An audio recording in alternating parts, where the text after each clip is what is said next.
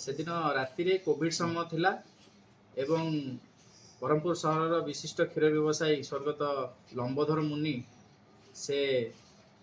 जो जेहेतु कोविड समय थिला एवं बैंक रे केते दिन व्यवसाय टंका डिपोजिट होई नथिला एवं से किछि सुना थिला ताको टार्गेट करी 5 जन अभियुक्त जो माने के हेले रूपेश पाढ़ी, रंजित साहू,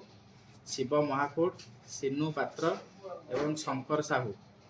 यही 5 जन अभियुक्त योजनाबद्ध भाव आमर स्टेशन बजार से जो माटीहांडी मटन दुकान अच्छी से गोटे प्लान तैयारी करी घर को से दिन राति रे प्रवेश करथिले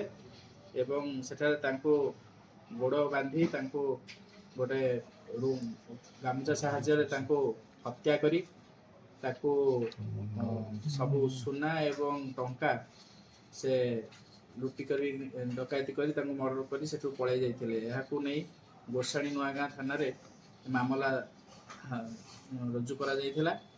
तदंत चलथिला एवं परवर्ती अवस्था रे ए मामला को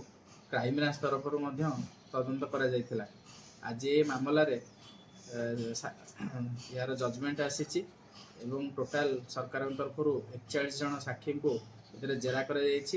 आज मान्यवर थर्ड एडीजे कोर्ट ब्रह्मपुर तांको 396 दफारे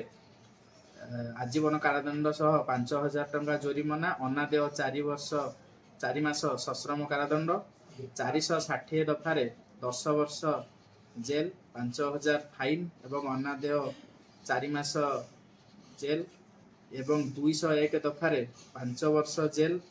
एवं 3000 टंका जोरिमाना अनादेय 2 मास जेल यही दंडादेश आज शुणाई। यह एक स्पर्शकातर हत्याकांड मामला थिला एवं आज मान्यवर थर्ड एडीजे यार राय प्रकाश कर।